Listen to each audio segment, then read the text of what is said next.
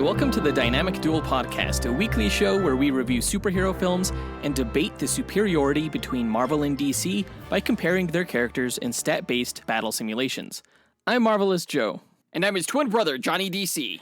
And in this episode, we are going to find out who would win in a fight between the Justice League dark character Black Orchid, of which there have been several versions, but Jonathan's going to go ahead and let us know which version he's going to be pitting in this duel. Yeah, it's Elba Garcia, the most recent version. We're going to pit her against the Guardians of the Galaxy member, Groot. And which version for that? Baby Groot? Actually, there have been multiple versions of the character Groot within the comic books. Valid question. I'll get into that when we talk about Groot's history and abilities later on this episode, when we learn about the characters, speculate on a battle, run simulations using their statistics, and let you guys know who would win. Before we do that, though, we're going to go over the comic book movie news from the past week, of which there was one major news item, what we've been waiting for pretty much all year, and that, of course, is the official teaser trailer for Spider-Man No Way Home. There's a lot to dissect from that 3 minutes of footage, so we have a lot to talk about. As always, our segment times are in our episode description, so feel free to check out the show notes if you want to skip ahead to a particular topic. And guys, guess what? This show is officially behind a paywall. If you find yourself unable to access the old episodes, it's because you have to subscribe in order to access them. If you guys want to hear over 200 episodes of archived content, including Chip the Squirrel Green Lantern versus Rocket Raccoon, our Guardians of the Galaxy Volume 2 review, Zatanna vs. Scarlet Witch, our Swamp Thing review, King Shark vs. Drax, or our WandaVision review. Be sure to subscribe to this podcast on either Spotify or Patreon. We're currently experiencing technical difficulties with Apple Podcasts. Their shit's all fucked up. We're waiting for them to get back to us. However, if you do listen on Apple Podcasts, you can still subscribe via Spotify, at which point they'll give you an RSS feed that you can plug into Apple Podcasts and still enjoy the show on that app. It seems like if you're a Spotify listener, the smoothest transition for you would be to just subscribe on Spotify, and then you just have access to all the episodes like you regularly did. There's no real change there. If you don't typically listen on Spotify, then I would say your next bet is to go to Patreon, where you can plug that RSS feed into your app of choice. Yeah, plus if you subscribe on Patreon, it's the same price as subscribing on Spotify, but you get bonus content as well. Yeah, check out our show notes. You'll see a link there to dynamicduel.com/subscribe, where you can get all the information you need. Again, that's dynamicduel.com/subscribe. It's only $2 a month, and you get access to over 200 episodes. Plus more if you're on Patreon. And speaking of Patreon, we want to give a shout out to our newest patron, Oliver Helgeson. Thank you so much for supporting our show. We hope you enjoy those bonus perks. And with that out of the way, quick to the No Prize. A No Prize is an award Marvel used to give out up until the 90s to fans. Our version, the Dynamic Duel No Prize, is a digital award that we post on social media that I personally draw for those who we feel gave the best answer to our question of the week. Last week's question tied into the final trailer for Marvel's The Eternals film. We asked, after this final trailer, how excited are you for Eternals on a scale of 1 to 10 and why? Yeah, we got a few answers. Let's go ahead and run down our honorable mentions as well as the No Prize winner. Our first honorable mention goes to, the Sesame Street character that you know and love, Elmo. For real. Hi, Johnny. Hi, Joe. Elmo here. And Elmo's super excited about the Eternals movie. He thinks it's going to be the prettiest cinematic movie since The Watchmen or Sin City. But Elmo's not going to get to go to the movie theater to see it because Elmo's only 3.5 years old and the Elmo can't have a vaccine. But that's okay because Elmo will be at home watching all the MCU movies on Disney Plus because Elmo knows it's better than the DCEU. I feel like Elmo wants to keep his contract with HBO. He better rethink his language there. And honestly, we have no idea who submitted that answer, but they do a spot-on Elmo impression. Kudos to you, whoever you are. That was pretty good. I didn't even know how to react to this answer. I just thought it was funny. It seems like the guy is pretty excited for the Eternals, though. No matter how bad it is, I think Marvel fans can always look forward to the fact that it's still going to be better than any movie DC has ever put out. Or you're saying it's going to be bad? Okay. No, I'm saying... I agree. No, I think it's going to be good. I'm just saying even if it is bad, it doesn't matter. I hope it is bad. I hope it's terrible. It's not going to be. It's going to win Best Picture. Ugh. That's what Marvel's going for. And Chloe Zhao's just the director to bring it. She's a Zack Snyder wannabe. Do you think she's taking the Man of Steel approach to the Eternals movie? Absolutely. The Eternals looks like the most Snyder film the MCU has ever put out. Don't say things like that. Yeah, right, dude. You wish Zack Snyder did a Marvel movie. Just admit it. Oh, God, no. Our next honorable mention goes to Ken Johnson, who said, Hey guys, it's Ken. Does May have a number? As a resident DC fan, I'm gonna go with like a 3. I'm kind of interested to see how all of these characters are gonna kind of pan out, but with the marketing, it's not like Guardians of the Galaxy. It was like, holy shit, this is something new. I just feel like they've missed the mark. Thanks. and as much as I want to disagree with Ken regarding the disinterest in this film, I do have to agree with him regarding the marketing campaign. That's the biggest issue I have with the Eternals, is that I don't think it's adequately selling itself to people who would be typically really gung-ho to see this movie. I think from an average movie-going public perspective, they don't know who the Eternals are. They don't know what they do. The movie looks a little drab. Like, what is there to be excited for if you're not a Marvel fan? That being said, a lot of people are Marvel fans, so they'll probably see it regardless of the campaign. I think enough people have trust in the brand that no matter their interest level, they'll still see a Marvel movie in theaters. And that's huge, I think, for a brand to have that level of trust. And I think after Shang-Chi, that movie is so good, people are going to flock to Eternals. Yeah, hopefully. Our next honorable mention goes to Corey Wooten, who said, Corey Wooten here.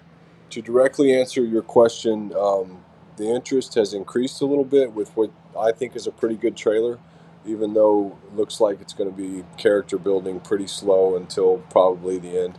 To piggyback onto your question, interest overall has waned drastically now that Shang-Chi and Spider-Man are in my sights and within arm's reach. All right, later, y'all. Another valid perspective. I think it's nice that Corey recognizes that the Eternals movie looks to be like a different sort of superhero affair, wherein that it's more about character than spectacle. That being said, like, how many people forgot about the Eternals trailer once the Spider-Man trailer came out? oh, totally. You know? That was weird. They should have waited maybe even until next week to release Spider-Man. But of course, they had to do some kind of damage control after the trailer leak. For Spider-Man? Yeah. Yeah. Well, I know that Sony is the company that would release the Spider-Man trailer, but I think that Marvel would have some say on that, and I think they kind of shot themselves in their Eternals foot, if that makes sense. Yeah, I agree. Before we announce the winner of this week's No Prize, we want to give a quick shout out to Evan Tomke for taking the time to submit an answer. But the No Prize winner is Bennett McWilliams, who gave the answer of, I'm excited for it, but compared to like my excitement for Shang-Chi and the Legend of the Ten Rings and stuff like Spider-Man No Way Home, I think those two trailers are better than the Eternals trailer. But you have to give them credit because like they're introducing the Celestials, like, and that's a huge deal to me, and I think that's going to be a game changer for the MCU. that's right. For as unexcited as we may be for the Eternals, and for as excited as we are for other Marvel projects like Shang-Chi and Spider-Man, you have to remember that Eternals is still set up to be a game changer, because it introduces the Celestials. Right, which is huge, literally. Like on a cosmic level. Yeah, What other film coming up is going to broach that cosmic level of mythology that Marvel has? I mean, maybe Spider-Man because it's dealing with the multiverse, but even then, like, the Celestials are a really big deal in the Marvel Universe. And I think they'll be a really big deal in the MCU going forward. yeah, they potentially set up, mutation, which includes the X-Men, Basically what we're saying is, though you may feel unexcited, the time is now to get excited. Get pumped? Get pumped up, because Eternals is going to be great. Calling it now. Congrats again to Bennett McWilliams for winning this week's No Prize. If you, the listener, want a shot at winning your own No Prize, stay tuned to later on in this episode when we'll be asking another question of the week. And now that that's done, On to the news!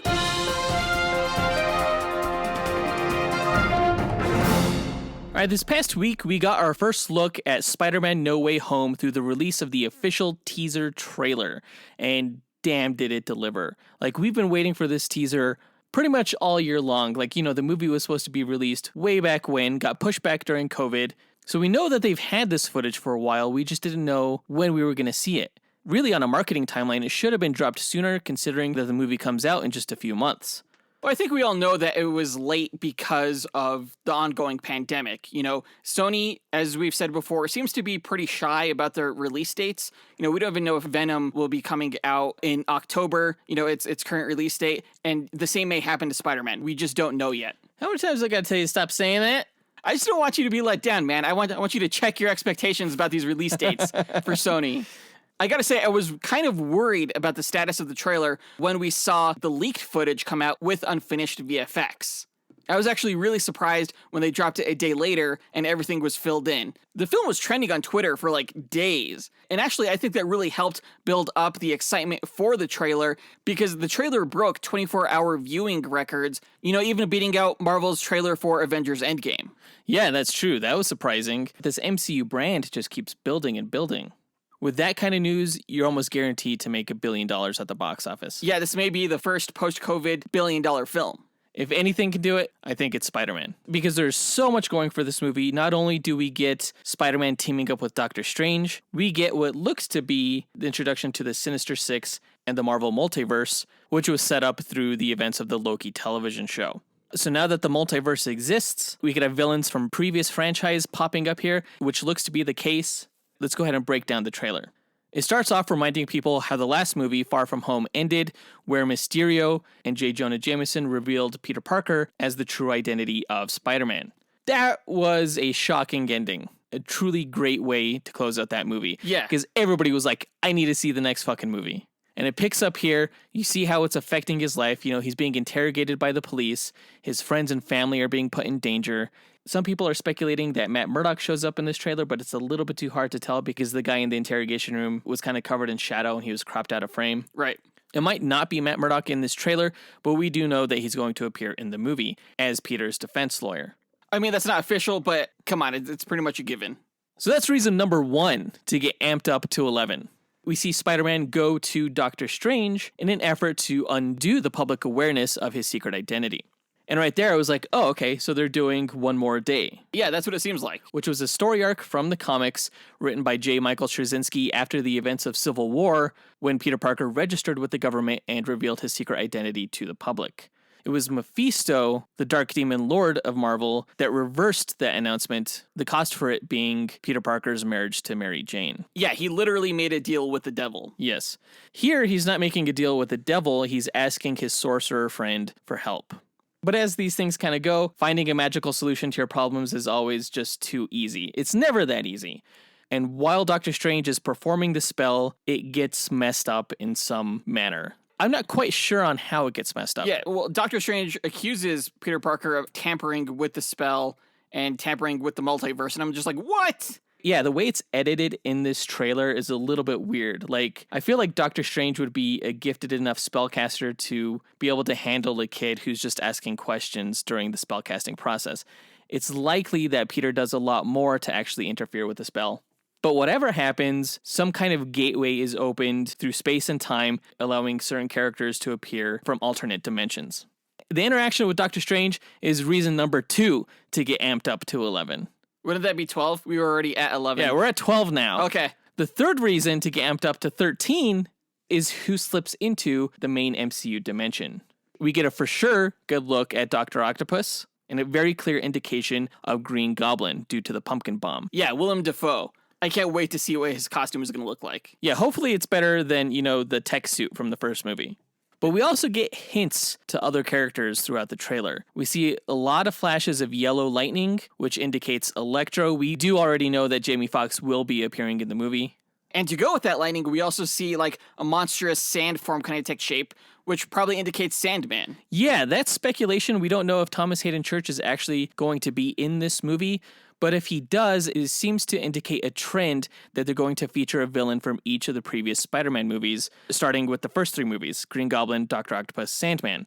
Following that first franchise was the Amazing Spider-Man film franchise with Andrew Garfield, in which we had Electro. There was also the Lizard. Now, we didn't see the lizard per se within this trailer, but at about 2 minutes and 27 seconds into it, we do see this form, this creature moving toward Peter Parker that appears to move a lot like the lizard. And a lot of people have speculated that that is indeed the lizard. Yeah, it's a really dark scene. I didn't believe you that the lizard was there at first until I saw people sort of editing with the footage and brightening it up and slowing it down, and it definitely looks like the lizard. It's either the lizard or Venom, but I don't think they would go with Venom for this particular movie. Not just yet. I think they're going to cross over later. So I do think it's the lizard. So we have Green Goblin and Dr. Octopus for sure. Likely Sandman, the lizard, and Electro. The lizard being the least identifiable by the footage. So that's 5. And then the question remains, who's the final villain going to be? Yeah, will it be Vulture or will it be Mysterio? Do you get the vibe that Doctor Strange is a villain within this movie? If he's not a villain, the way this is edited, it definitely makes him come across as very irresponsible. Irresponsible and slightly antagonistic. It looks like Doctor Strange and Spider-Man are fighting atop a train, although he might be protecting Spider-Man in that instance and they're actually teaming up. There's also an instance where Doctor Strange pushes Peter Parker's astral form out of Spider-Man's body, so it looks like there's a fight there. There's also a line from Doctor Strange toward the end where he says, "Be careful what you wish for," and it's kind of a sinister voice. At least it could be interpreted that way. I just found it really weird that he disregarded Wong's warning like so callously. I mean, Doctor Strange has always been kind of prideful, but this seems really irresponsible. Yeah, he can't place the blame on just Peter for this because, he performed the dangerous spell to begin with, So they're kind of both at fault here, no matter what. I was kind of thrown off by the whole snowy Sanctum Sanctorum. Like, what's going on there? Is it just like him being quirky? It's like, oh, I felt like cold weather. Well, maybe it's like some kind of like mystical draft from an ice realm or something like that got out of control during one of their mystical adventures. Maybe he just really wanted to go skiing. Who knows? Who knows? Yeah, it may not be a big deal, and I doubt we'll get any answers until the movie actually comes out. Yeah.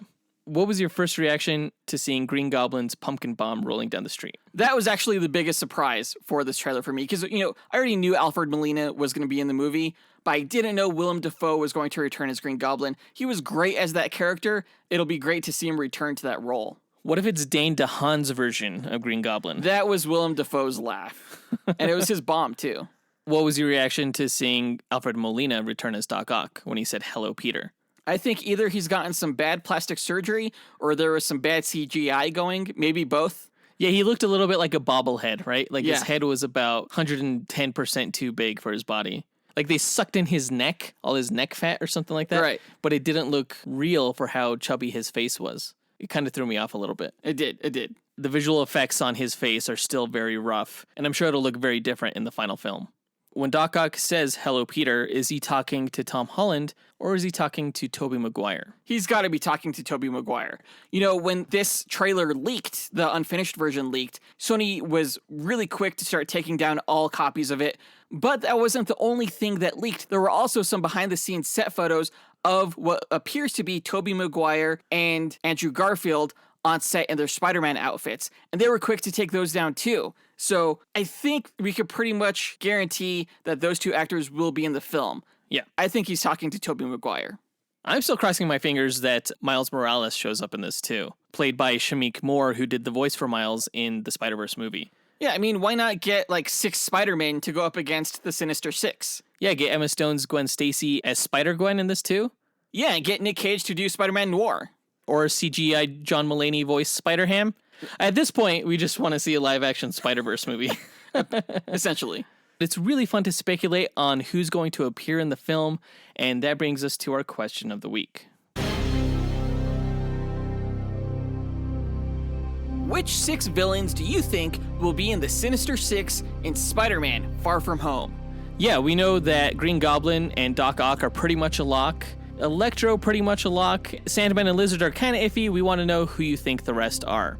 Record your answer at dynamicduel.com by clicking on the red microphone button in the bottom right-hand corner, which will prompt you to leave us a voicemail. Your message could be up to 30 seconds long, and don't forget to leave your name in case we include you on the podcast. We'll pick our favorite answer and draw that person a Dynamic Duel No Prize that we'll post to social media. Be sure to answer before September 4th. But I think that does it for all the news for this episode, so let's go ahead and get into our main event where we find out who would win in a fight between the Justice League Dark character Black Orchid and the Guardians of the Galaxy member Groot.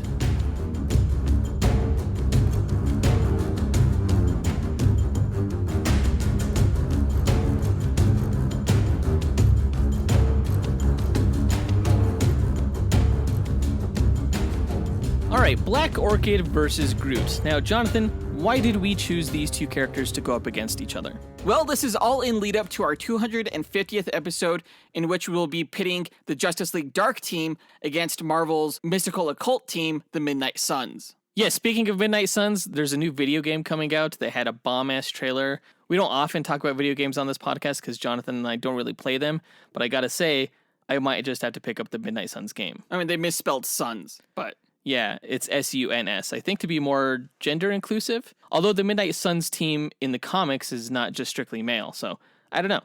But regardless, the Midnight Suns and Justice League Dark are Marvel and DC's respective supernatural teams. Right, and Black Orchid is a pretty prominent member of Justice League Dark. So we knew that we needed to find a good matchup for her in lead up to the team duel. Now, if you're unfamiliar with Black Orchid, she is a plant elemental type character, sort of in the same vein as Swamp Thing. Now, we've already done a duel with Swamp Thing, we pit him against Man-Thing, but for a time, we were considering pitting him against Groot. Yeah, Groot being one of Marvel's premier and coolest plant-based characters. We've been looking to do a duel with Groot for the longest time. He's the last member of the main Guardians of the Galaxy team that we have to do a duel with, and so I'm really excited about this matchup. Basically, this is going to be a shape-shifting chlorokinesis battle. Yeah, it should be good. If you've never listened to one of our duel episodes before, the way we determine a winner between these two characters is by running 1,000 Monte Carlo simulations using their statistics. Now, a Monte Carlo simulation is a probabilistic model used to determine outcomes through random sampling. In our case, it randomizes statistics along a normal distribution, which is a bell curve, as a way to simulate the many variables that can occur during battle. The stat parameters we use are based on the official Marvel Power Grid, and we use that criteria to extrapolate the DC character stats.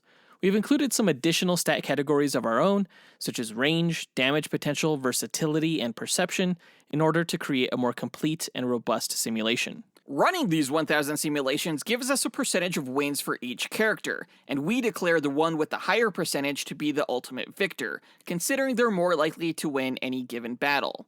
No character ever wins 100% of the time. Comics have shown that there's always a way for Batman to defeat Superman. So we feel our method falls in line with the precedents that have been established in the comic book stories. And we use this method because it was the least subjective, most unbiased way to determine who would win. Of course, Jonathan and I are both heavily biased toward our respective allegiances, so instead of debating these matches forever, we just let the math decide for us. So there's no fan votes here and no relying on just feats.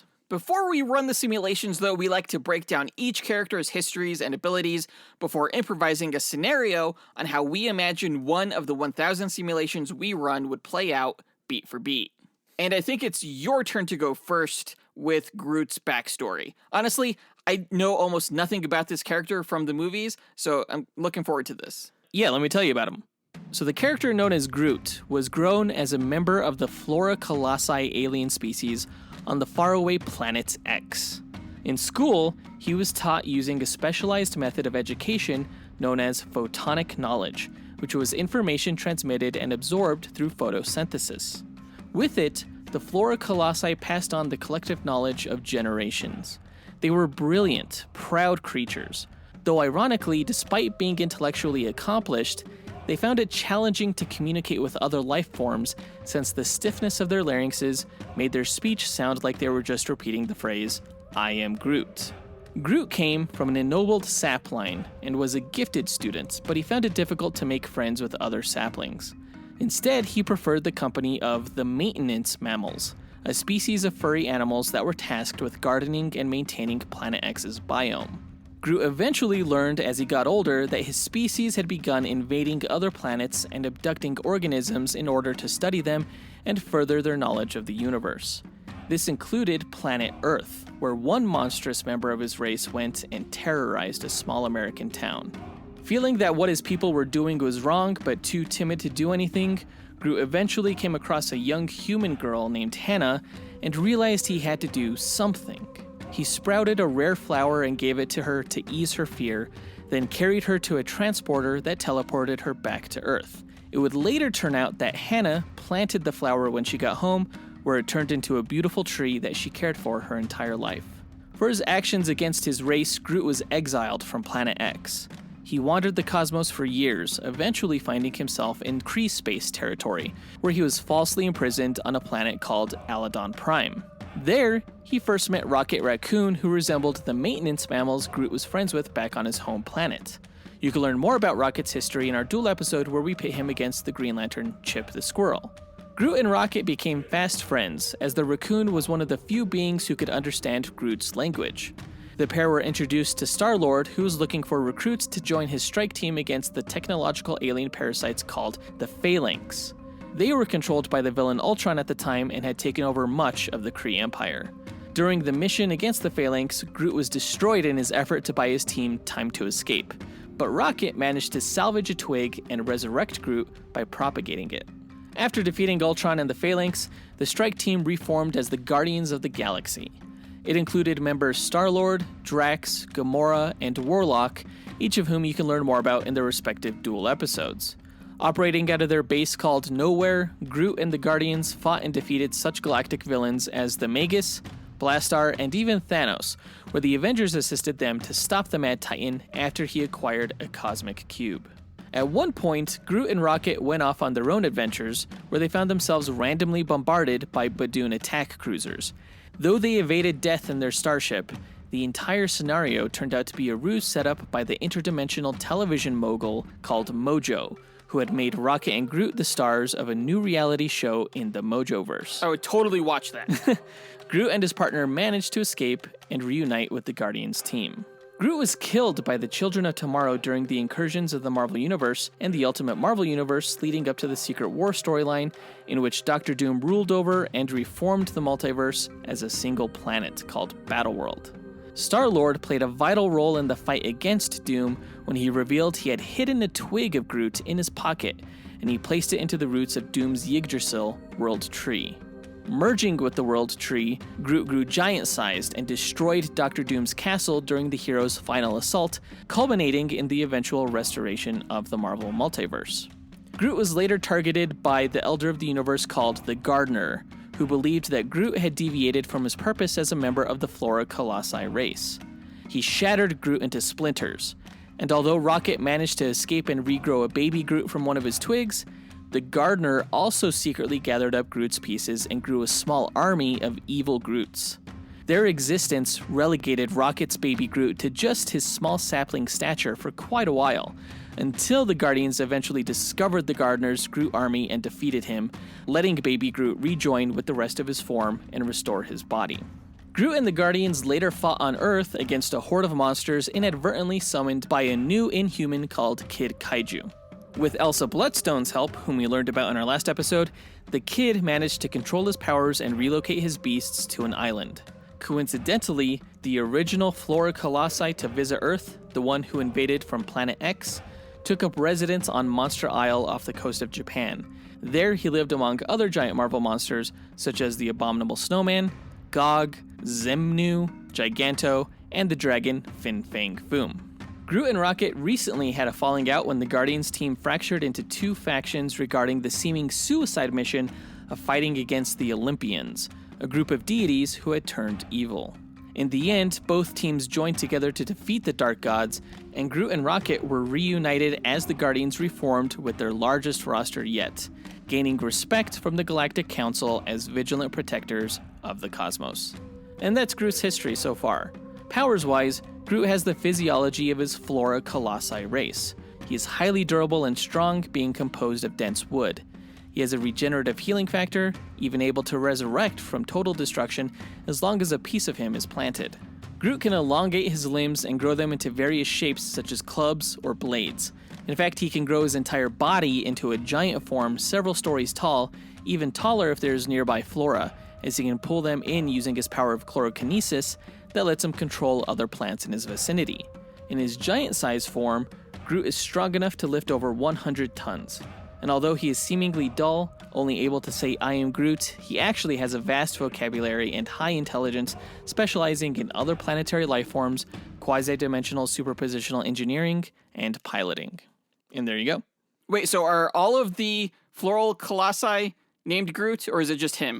They're all kind of referred to as Groot. Like the original Flora Colossi that came to Earth, he was also called Groot. Oh, interesting. Yeah.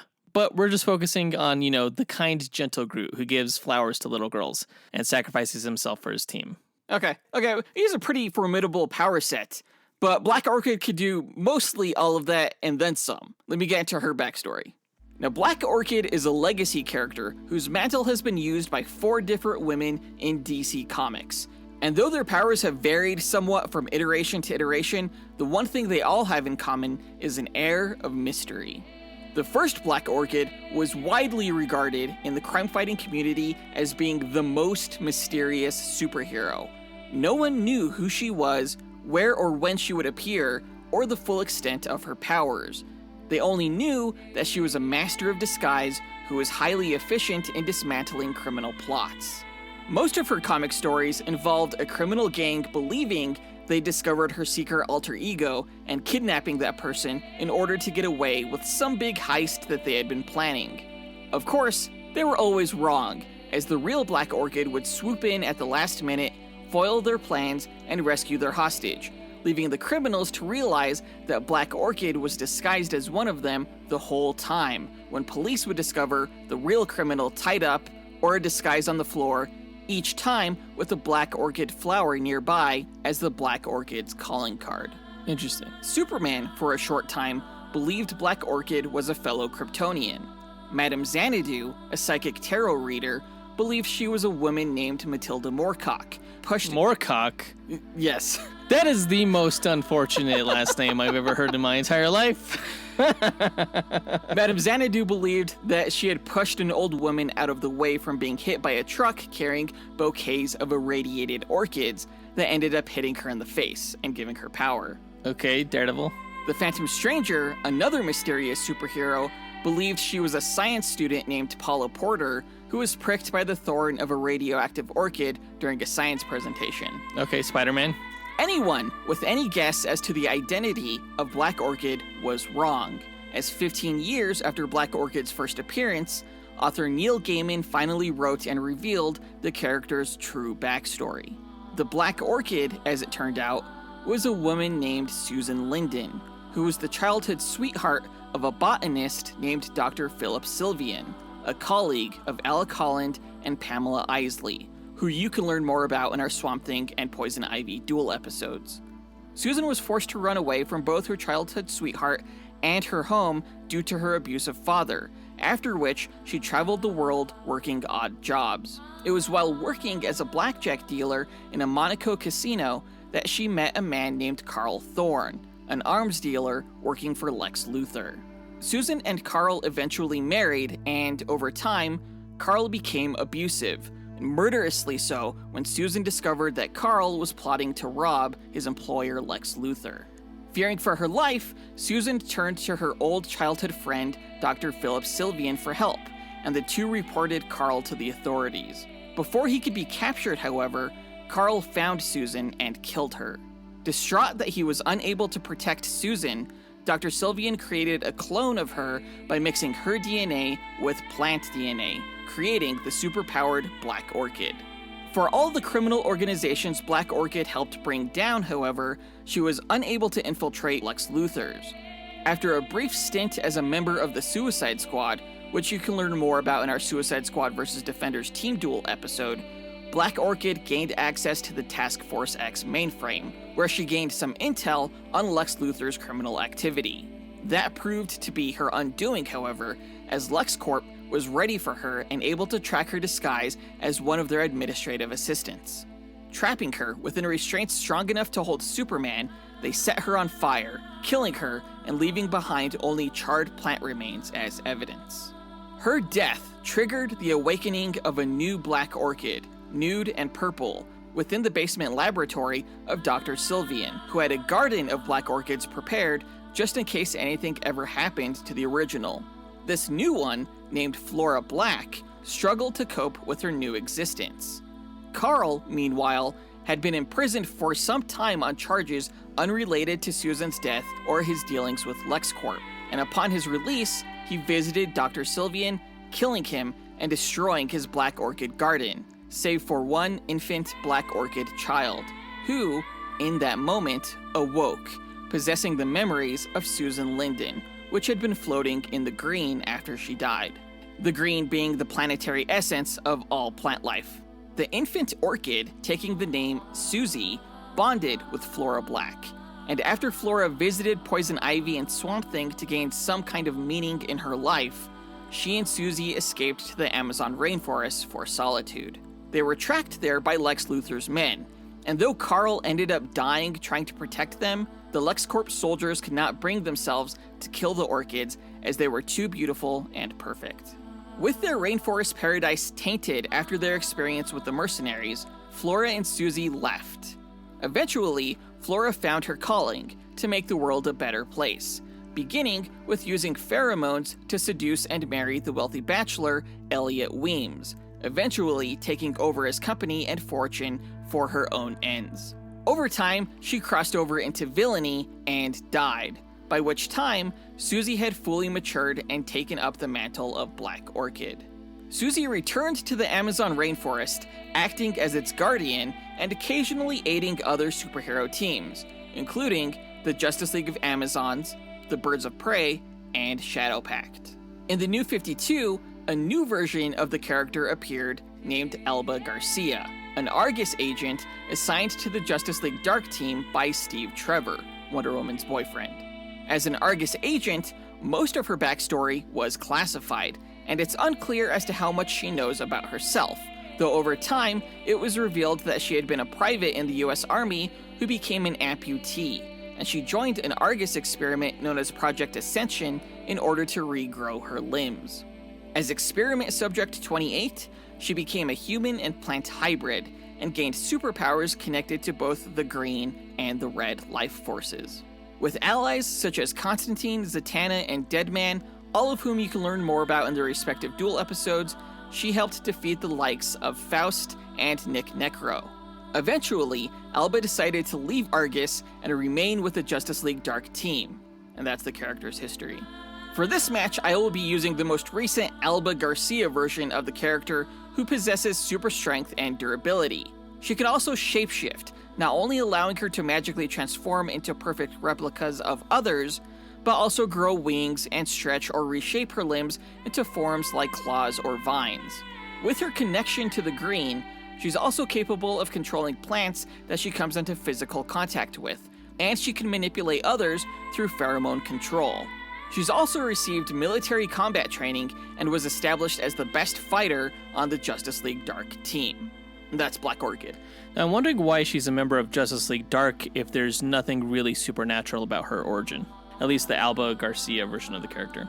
No, Constantine actually deduced that her origin was magical in nature due to the fact that Argus has what's known as the Black Room, which contains all of the most dangerous magical artifacts in the world, and what Constantine really wanted access to by being a part of this team.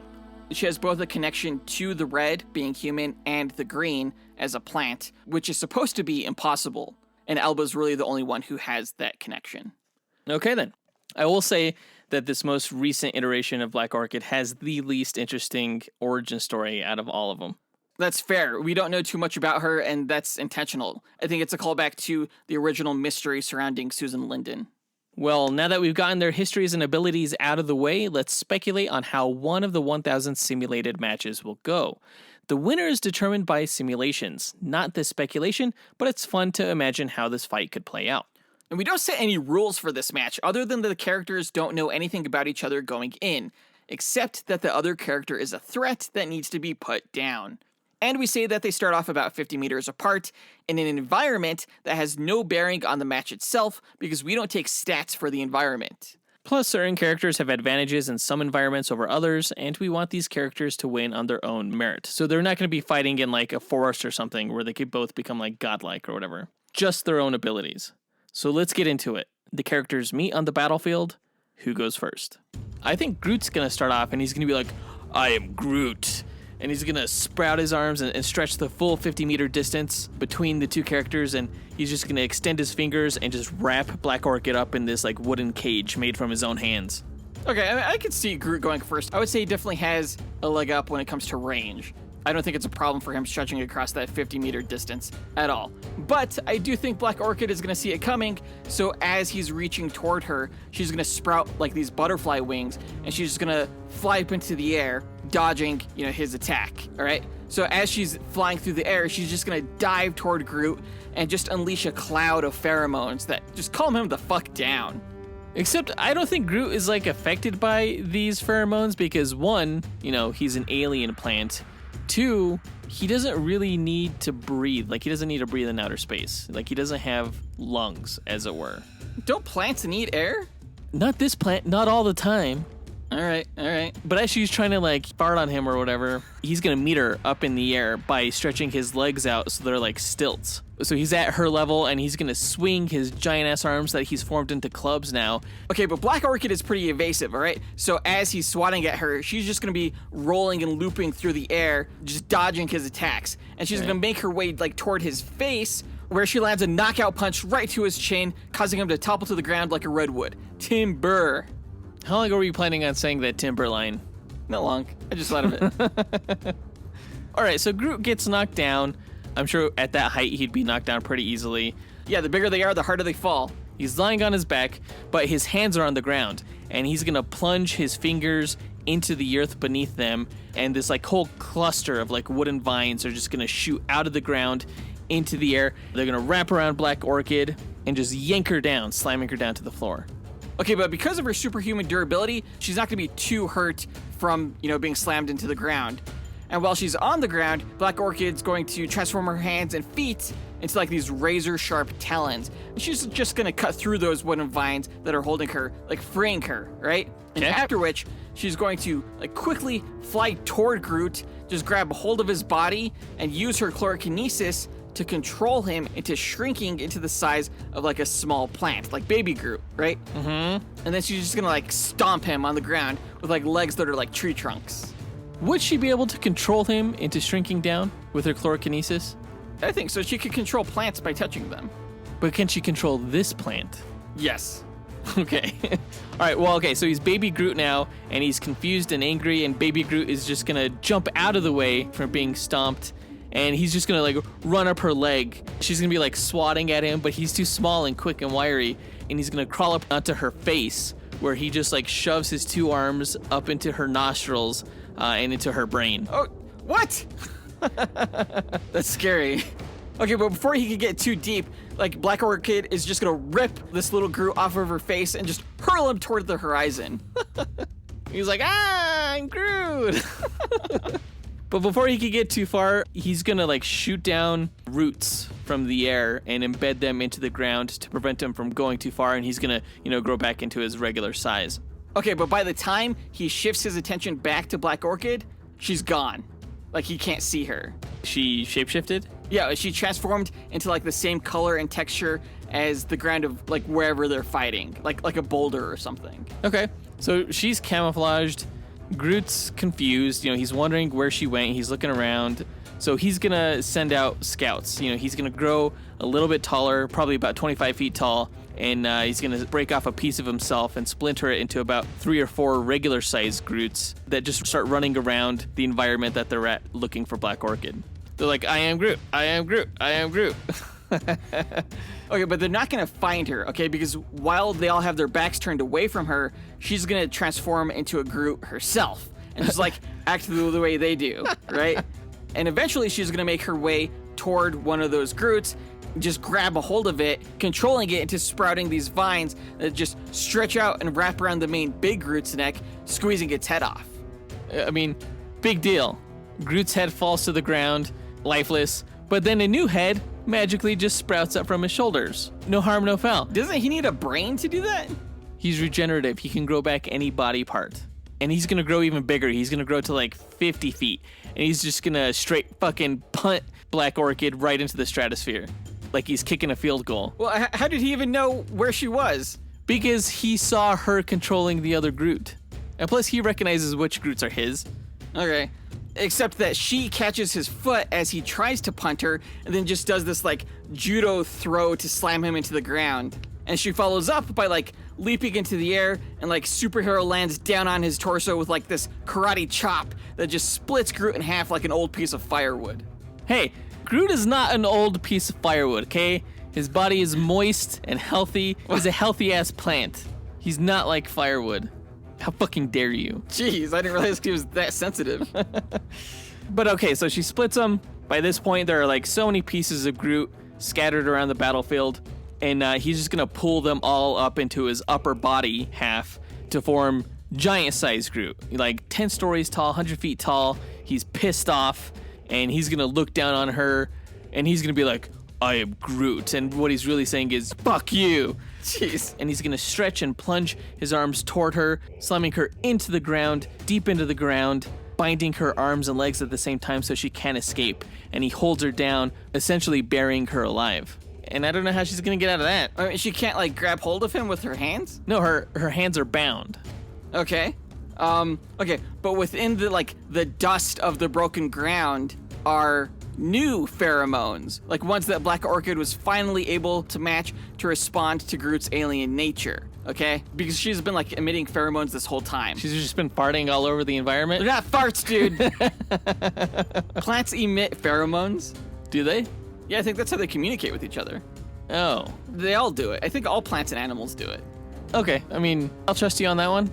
So the pheromones affect him, and now he becomes docile, okay? So instead of burying her alive, he's gonna pull her out of the ground as he shrinks to normal size. And now that she's free, she's just gonna grab him and cause his entire body to like wither and decay, killing him. She can do that? She controls his plant body. I think I'm just gonna call bullshit on the whole controlling him to begin with. He is an intelligent What? plant.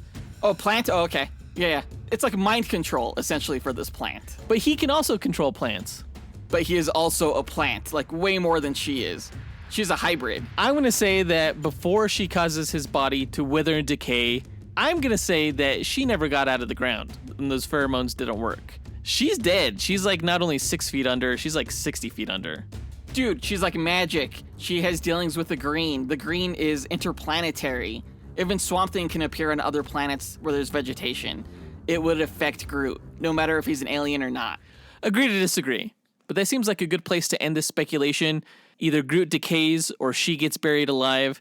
Let's run the simulations on these character stats and find out which scenario actually happened. Let's do it.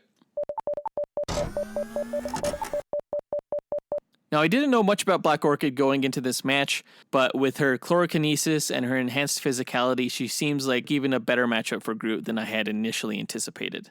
Yeah, they're pretty evenly matched, although it was kind of a trade-off, you know, where we said Black Orchid was slightly faster and more evasive just because she could fly and hide her form. We said that Groot was stronger and had a longer range. And was more durable. But she was a better fighter than him due to her training. When it came to damage level, we also gave Groot the slight edge there. But Black Orchid is more versatile overall, thanks to her pheromone control and her being a master of disguise. So it went back and forth. Yeah, and honestly, I have no idea who's going to win this. I'll say that it's close. Closer even than our Instagram followers would have thought. Yeah, 63% of them predicted that Groot would win. But honestly, this one was kind of a popularity contest. Black Orchid is a pretty obscure character, and Groot has been in a movie. I mean, all DC characters are obscure if you think about it. Shut the hell up. Outside of the Trinity. Whatever. But are you ready for the results? Lay them on me. All right. The winner in the matchup between Black Orchid and Groot is 3 words. I am Son Groot. of a bitch! I am Groot. Groot wins and won 572 matches out of the 1,000 simulations, whereas Black Orchid only won 428. So it's 57.2% over 42.8%. That sucks. I was like really rooting for her. Like, I didn't know too much about her going into this, but in the course of my research and reading some of like the Neil Gaiman comics, I really grew to really like the character. Well, that'll teach you to root for a DC character in the future. I hope you learned your lesson. I didn't. So there. That does it for the Groot Black Orchid duel. In the end, Groot was just too powerful in the durability and strength department. You know, he can grow back from almost any attack. So there wasn't really much that she could do to finish him off. Well, joke's on you. Like, once she died, like somewhere in an Argus basement, like another version of her just came to life. And she'll have her revenge. But that does it for this duel. Let us know what you thought about the results, guys, by writing to us at dynamicduelpodcast@gmail.com or by visiting us on Facebook, Instagram, or Twitter. You can find links to all of our accounts by checking out our show notes or visiting our website, dynamicduel.com. And in our show notes, you can also find a link to subscribe to our show on Spotify or Patreon. On Patreon, in addition to these episodes, we also offer bonus content, including bonus episodes and duels, monthly live movie watch-alongs, collectible pin sets, and access to our Discord server. Check it out right after this episode. Our lowest tier, again, is only $2 a month. Which is the same cost as it is to subscribe on Spotify. Again, visit dynamicduel.com/subscribe. Get that archive access. In our next episode, guys, I'm really excited about this one. We're going to be reviewing Shang-Chi and the Legend of the Ten Rings. I'm going to let you guys know right now, the movie is fucking incredible. Like, not only is it a great story, martial arts action in general is just cooler to watch than most other superhero battles. I think that's the big appeal. So if you're looking for a good story, good special effects, great humor, and amazing action, go see the film. The movie really has it all. Like, I'm not going to lie. I really enjoyed my experience watching it. I already got tickets to see it again in IMAX with my whole family. I can't wait for it. Yeah, once I left the theater the first time, I just couldn't wait to see it again, so I'm excited. But that does it for this episode. We want to give a big thanks to our executive producers, Ken Johnson, Jace Crump, John Starosky, John Speas, Zachary Hepburn, John Bechinina, Stephen Lovato, and Mitchell Phipps for helping make this podcast possible. And we'll talk to you guys next week. Up, and away. True believers.